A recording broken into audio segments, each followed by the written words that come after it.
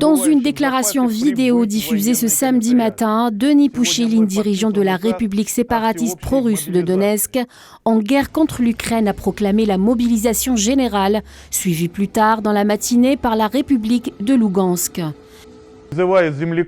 J'appelle mes concitoyens réservistes à se présenter au bureau de conscription militaire. Aujourd'hui, j'ai signé le décret de mobilisation générale.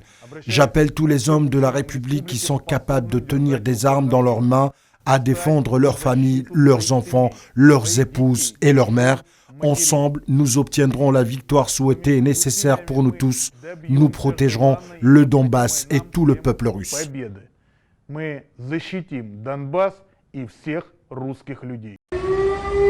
Denis Pouchiline a affirmé que les forces de sa région avaient déjoué des attaques fomentées selon lui par Kiev et accusé l'armée ukrainienne de continuer à attaquer la région.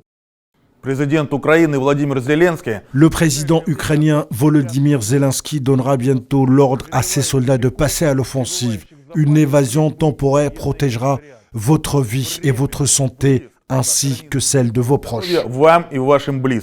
Depuis 3 jours, les violences s'intensifient dans le Donbass. Les explosions se sont multipliées vendredi.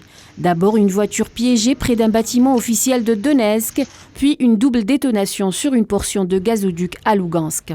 Les séparatistes de l'Est de l'Ukraine ont lancé un processus d'évacuation des civils vers la Russie voisine. Une opération dans l'urgence, mais bien orchestrée des deux côtés de la frontière.